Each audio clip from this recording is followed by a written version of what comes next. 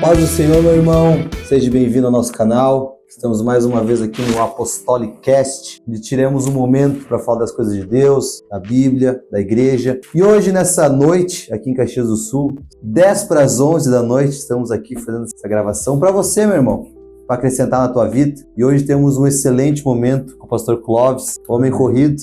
Essa é a vaga dele, 11 horas da noite é a vaga que ele tinha para nós. Então, valorize esse vídeo, valorize esse momento, nos apoie, fique até o final. Acredito que o pastor Clóvis tem para nós aqui hoje vai acrescentar sim na tua vida. E é um dos momentos para tu conhecer como é que é a vida de um homem apostólico, como é que é o começo, a conversão, o testemunho, o chamado. Então vamos tentar aqui ver o que o Clóvis tem para nos contar da sua vida. Se apresenta, pastor Clóvis, rapidamente. Tá bom, então. Obrigado, irmão Eduardo, irmão Cleiton, que estão à frente desse trabalho. Eu sou o pastor Clóvis Bonkevic, de Caxias do Sul.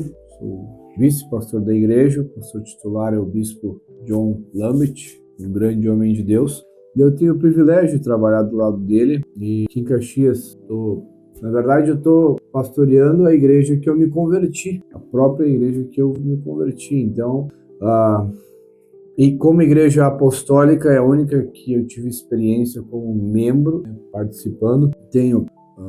Vai fazer 13 anos que eu sou convertido, 13 anos. Desde lá, tive várias experiências maravilhosas com Deus. Tenho a agradecer por tudo que Ele tem feito na minha vida. E vamos falar um pouco sobre isso, vamos repartir um pouco do que tem acontecido, do que a gente tem vivido. É um tempo curto. Se for comparar com a maioria, eu sou um cara ainda novo, sou novo, me considero novo no ministério, me considero novo de idade. Tem gente com muito mais tempo de vida, de experiência do que eu, com certeza, de ministério, mas já que foi me dada a oportunidade, vou repartir alguma coisa, tentar somar alguma coisa para ver de alguém. Então, eu sou casado há 11 anos com a minha esposa, uma mulher maravilhosa, a Ellen Bonkevic, tem uma filha, o nome dela é Lara, e sou feliz por servir a Deus, por ser um apostólico, sou feliz, não me arrependo nem um dia, e desde o primeiro dia que eu conheci essa igreja, essa obra, esse Deus,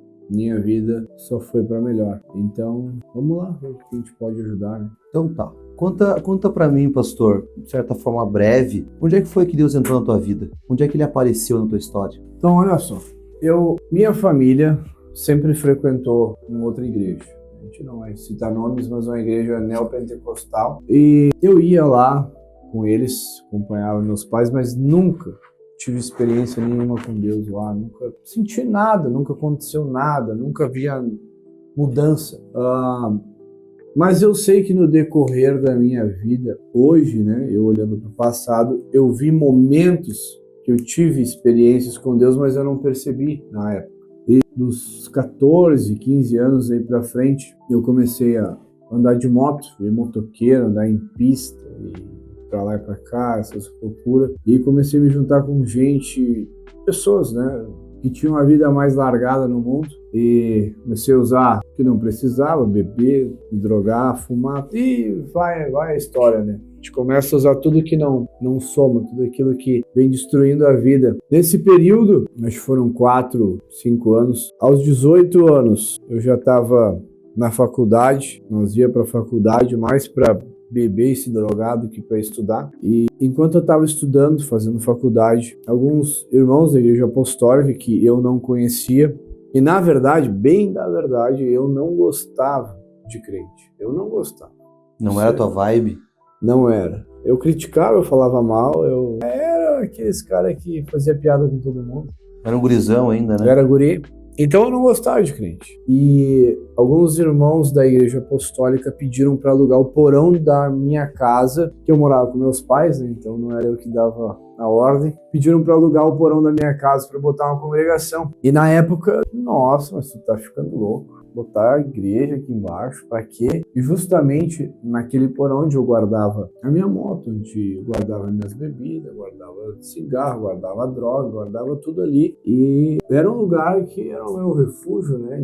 Antes de sair para uma noite, eu saí para uma festa, eu saí para andar de moto, tava ali. Então, quando aqueles irmãos vieram, a gente teve que limpar, tirar tudo do porão, tive que tirar minhas coisas, e eu já não tinha mais onde botar. E ali eu percebo que a minha vida começou a mudar antes de começar a igreja. Eu já estava montando uma estrutura. E quando começou a ter cultos, eu não queria ir nos cultos. Eu não queria. Não tinha uma coisa que eu queria que ele me convidasse. Então eu saía... Isso eu sempre falo. Quando eu chegava da faculdade, meus irmãos estavam em culto. E como eu moro numa esquina, e a congregação era na esquina, minha casa era na parte de cima, a congregação embaixo, a minha garagem dava do lado da congregação. A garagem era ali. Então, quando tinha culto, eu não guardava o carro na garagem. Eu deixava o carro na rua para entrar por cima, só para não passar na frente da porta.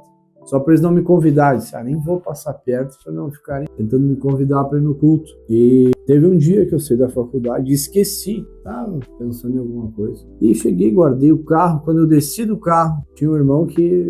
Bom, o irmão, vou citar o nome dele, o irmão Arovaldo. Até hoje, um homem fiel da igreja, um homem nota Fervoroso. Nota 100. Cara, incrível, incrível. Um homem de Deus, assim, que me ajuda muito. Ele... Hoje, naquela época, ele estava de porteiro e eu me lembro. Eu passando na frente, ele me convidou para entrar no culto. E eu disse, vou para ele não me convidar mais. Só que entrei no culto, não era o porão da minha casa, era outro mundo. Né? Era outro mundo. Eu entrei lá dentro, era outra atmosfera. A presença de Deus estava ali. E eu nunca tinha sentido a presença de Deus. Nunca. Eu não conhecia a presença de Deus. Eu não sabia o que era Deus. Eu ouvia falar, ia na igreja, mas ter um contato, nunca. Naquele culto não tinha 10 pessoas, não tinha 10, mas eu sentia a presença de Deus tão forte. Eu não sei o que foi pregado, eu não sei o que foi falado, não me lembro se cantaram, o que cantaram. Eu me lembro que eu me ajoelhei ali e quando eu me levantei, eu olhei para um irmão obreiro que estava ali. Eu não sabia se ele era pastor, não era. Sou pastor, eu quero me batizar. E dali para frente, a coisa começou a mudar. Foi uma experiência que eu poderia ter tido em qualquer outro lugar, mas o problema é que Deus não estava nesses outros lugares. Entende? A sede, a fome. Eu queria ter uma vida feliz, mas não encontrava. Quando eu encontrei Deus naquele porão, cara, um lugar tão simples, lugar que eu me criei, mas Deus não estava ali, até a igreja chegar. A igreja chegou, Deus veio junto e tudo começou a mudar. Então, esse foi o primeiro instante que eu tive uma experiência realmente, eu tinha certeza. Naquele momento, eu disse, eu encontrei Deus aqui. E aí tudo começou a mudar. E aonde que tu olhou pra tua vida e disse, eu vou ser pastor? Onde é que tá essa convicção, entendeu? Que não te faz voltar atrás quando a corda aperta, sabe? Teve um momento marcante na tua vida que disse, não, a partir de hoje, cara, a minha vida é essa aqui, eu tenho um alvo. Aconteceu uma vez... Antes, naquela igreja neopentecostal, um dia meu pai é uma pessoa muito especial, um cara que sempre se esforçou muito por mim, eu amo ele demais, e ele disse assim, nós saímos num culto, e ele olhou pra mim e disse, tu nunca pensou em ser obreiro, ser pastor? E eu disse, tu tá louco? Capaz, mano. Mas nunca. Eu não quero ser que nesses, eu não quero. Só que quando eu entrei na igreja apostólica, eu conheci outro tipo de igreja, outro tipo de povo, outro tipo de visão. E quando eu vi aqueles homens dando a vida de verdade para Deus, e eu senti o que eu senti, e eu sabia que aquilo que eu recebi, os meus amigos, o povo que eu conhecia, poderia receber também, eu disse, não, peraí, isso aqui é diferente, isso aqui é outra coisa. O que acontece? Logo que eu me batizei, 2 semanas depois, eu já me batizei. Eu fui batizado e já queria usar terno, tanto que logo que eu me converti, depois de poucos meses eu já não usava roupa normal mais, eu só usava terno. Depois de um tempo eu voltei a usar calça jeans também e tal, mas por uns 2 anos eu só usava terno, direto, porque eu senti algo muito forte, não, eu quero. Só que o primeiro impacto que eu tive com Deus para fazer a obra foi um mês e meio depois, que depois disso eu recebi o batismo com o Espírito Santo. Um culto, batizado com o Espírito Santo. Um mês depois? Um mês depois. Mês e meio, assim, não tenho bem a lembrança, mas foi entre um mês e meio, não deu 2 meses. Porque daí, eu me lembro, eu fui batizado no Espírito Santo e aí havia um congresso no Nordeste. Meu pai estava apertado financeiramente, eu não tinha dinheiro para nada. E ele disse, se tu quiser ir, eu dou um jeito de pagar a tua passagem para ti. Eu disse, mas sei que não tem. Não, mas se tu quer isso? Não, eu quero. Ele pagou minha passagem. Na época, 13 anos atrás, R$2.500 foi a passagem. Hoje, bem mais, né? Seria. Mas ele pagou minha passagem e eu fui para lá. Naquele congresso foi pregado uma mensagem poderosa. E eu me lembro que lá eu senti um chamado. Eles cantavam um hino, aquele hino como um farol que brilha à noite, tal. Eu não me lembro bem, não sei cantar ele inteiro, mas é aquele hino, como flecha que acerta o alvo e tal. E lá eu senti a primeira vez o chamado, não, eu preciso fazer algo para Deus. Tanto pelo culto, que eu senti muito forte o chamado, muito forte. E também que eu olhava aqueles irmãos do Nordeste, alguns muito, muito simples, pessoas muito dedicadas a Deus, mas muito simples, pobres. A gente visitou lugares de gente morando em casa de barro. Eu disse, meu Deus, se esse povo está fazendo para Deus com menos condição do que eu tenho lá no Rio Grande do Sul, como que eu não vou fazer? Como que eu não vou fazer? Quando eu voltei daquela viagem, eu já voltei voando. Eu não tinha preparo, não sabia pregar, não sabia dar uma saudação, não sabia falar nada. Mas já voltei disposto a largar tudo para fazer algo. Mas, claro, eu tinha um pastor que me orientava, me encaminhou da maneira correta para mim não botar a carroça na frente dos povos. Então, estamos chegando ao final dessa entrevista com o pastor Clóvis Bonkevic, aqui de Caxias do Sul. Eu queria te pedir, pastor, para tu olhar para essa câmera, quando estivesse olhando para quem está assistindo, para o irmão que está do outro lado, e passasse uma mensagem da tua vida, que tu viveu. Se tu fosse fazer uma curta-metragem da tua história com Deus, e pudesse colocar agora na mesa, assim, né? O que tu tem para falar uma pessoa que te perguntasse o que Deus fez quando apareceu na tua vida até hoje? Olha, eu acho que quem estiver ouvindo, Deus, tu nunca vai conseguir enjoar de Deus. Quanto mais tu conhecer Ele, mais perto vai querer estar. Deus, ele tem muito mais do que a gente pede, muito mais do que a gente precisa, e ele te surpreende. Deus é aquela coisa que é como se tu tivesse uma comida, tu pode comer todo dia e tu não enjoa, mas cada dia ela fica melhor. É algo assim, quanto mais perto, as pessoas que não buscam a Deus é porque elas estão longe. Quem está perto quer orar mais. Quem ora quer orar mais, quem jejua quer jejuar mais. Quem sente a presença de Deus, tu quer sentir mais. Então, qualquer pessoa que estiver ouvindo, se você está frustrado, se desanimou do lugar que tu tem, da igreja que tu vai, do ministério que tu servia, eu acho que o teu chamado acabou, Deus tem muito mais para fazer ainda. Deus tem muito mais para te apresentar. Provavelmente você estava no lugar errado, debaixo da liderança errada, que não te deu a estrutura que você precisava, que não deu o suporte para você caminhar sem cair. Mas a gente precisa de alguém segurando a nossa mão, dizendo, olha, eu já passei esse caminho e eu conheço essa estrada.